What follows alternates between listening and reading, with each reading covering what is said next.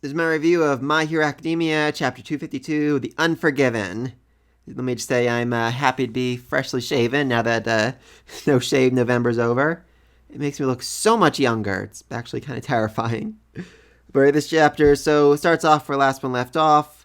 Endeavor is hugging Natsu and Bakugo for some reason.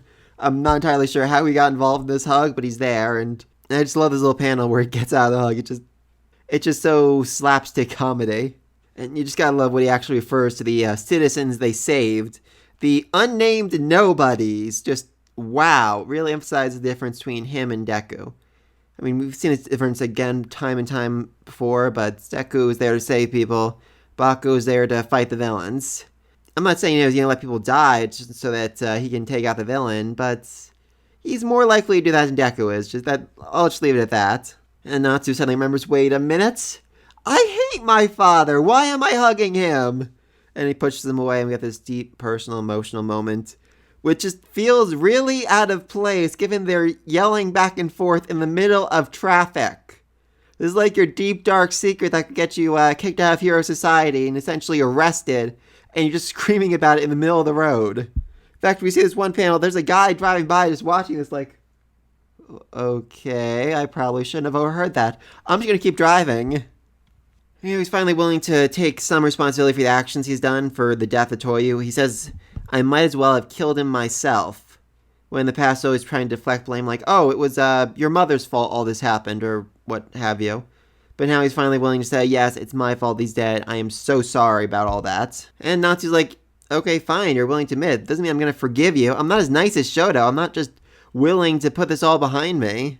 And Endeavor realizes this, you know? The reason he's willing to go to these family meals, to make even the slightest bit of effort whatsoever, was for the sake of his sister, for Yumi, the one he actually does care about, the one he actually does consider family.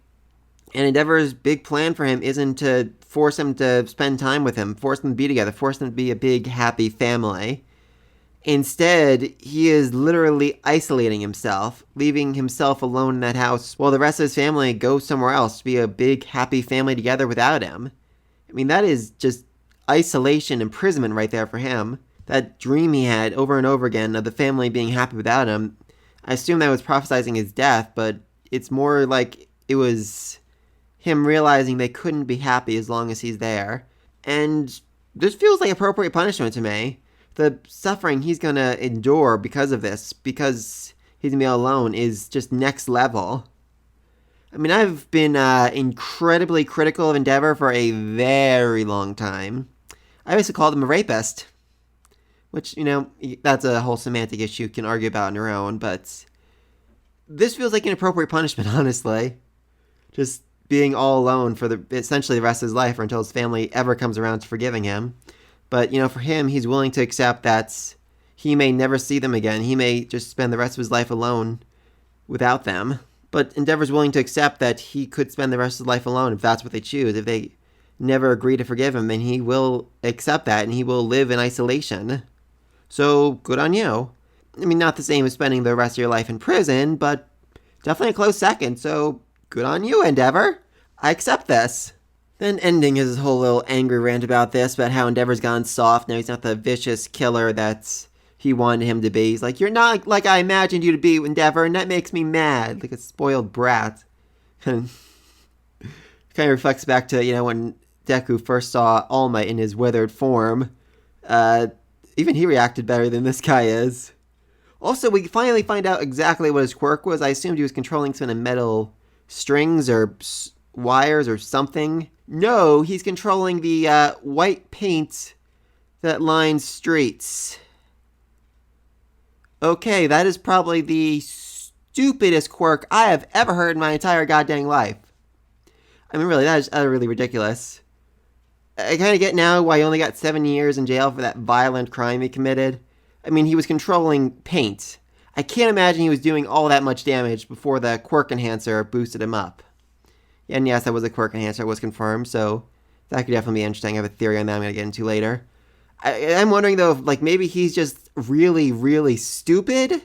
Like, is his quirk just controlling all paint? And if he just, like, carried around with 2 paint cans on his back, he'd essentially be like Gaara from Naruto, able to just send out in all directions, turn into spikes or whatnots. or if it only for some reason works if it's already on the road. That's just be weirdly specific. I don't know. Let me think down below. Is this guy just too stupid to understand his own quirk, or does it just have some really weird restrictions to it? Anyway, so Endeavor's wondering about this, though, because the last guy he fought, too, the glass-controlling quirk user, he also seemed to know things about Endeavor that he shouldn't have known otherwise. And I theorized back then that he might have some connection to the League of Villains, or the whatever hell organization they're calling themselves now. So is it possible that both these guys had something to do with it? Like maybe Ending got the quirk enhancer from the League, and that's how he was able to use it? Because it doesn't really make a lot of sense for this guy. Just got out of jail, probably has no money whatsoever, being able to go to find the black market, find someone willing to sell him a quirk enhancer, and have the money to actually pay for it. Just a whole lot weird about that. Also, Bakugo apparently picked out a hero name, but he's not willing to say what it is, which is a little disappointing. I'm really curious exactly what it is he's going to call himself. I mean, I think when they were coming up with names back a long time ago, his first attempt was Murder King Death or something along those lines. Just horrible, horrific villain names, essentially. So he's actually figured out a name for himself, a name that incorporates who he is now. That'd be a great step in him finding himself, figuring out exactly who he is and who he wants to be as a hero. So I'm hoping we find out that name soon enough. So yeah, I'm hoping we find out that name pretty soon. And then finally, Endeavor said he's going to build them a whole new house that makes more sense for their commute so they can get back and forth more easily. And sometimes you just really forget, this guy is freaking loaded. But I have to wonder if this is like family money, like is his father just like super rich? Did he invent something really useful and that's where the money comes from? Or is it just literally from being a hero, having branding deals and whatnot, having his name and face on products all across the world? Action figures, toys, trading cards, what have you. I mean, is that why he's this rich? Because if that's the case, All Might has to be like the richest man on the planet. Like richer than any athlete out there in our world. Because there are literally, I mean, look at Deku's room. There is literally a million different All Might products out there. In fact, in the light novel, he even goes on to talk about how there's like dozen different things he wants to get at the supermarket. All Might's drink cups, All Might's trading cards, All Might magazine, blah, blah, blah, blah, blah. So, yeah, if that's the case, if Endeavor's money does come from just being a hero and selling his name and products and whatever, I can't even begin to fathom how rich All Might is. I just really have to wonder, where the freak is all that money? I mean, you could argue, oh, he probably gives it all to charity, but even if he keeps, like, just 10% of it, then I just have so many questions about that. I mean, we've never actually seen him, like... At one point, actually, I mean, the very first episode, you saw him go to the grocery store himself to pick up some things. And if he's this rich, doesn't he have, like, a guy for that? A personal assistant? Someone who can just deliver his groceries or have them delivered to him or something? I just have so many questions about All Might's wealth right now. I mean, I kind of feeling that by the end of the series, when he dies, his will's being bred, and he's like, and to Deku, I leave $30 trillion so that he can continue his education and become a great hero. And Deku's going to be like, what? I mean, like I said, the only thing I can really explain this is just he gives it all away at charity, and that's the reason he doesn't, have 1,000 Rolexes and a private jet or whatever. Just let me think about that down below. How freaking rich is All Might? Oh yeah, that was pretty crazy. So next chapter, I'm guessing that's going to be them back at school, them discussing what's going on, what happened on their internships, how they evolved, how they grew, how they became more powerful.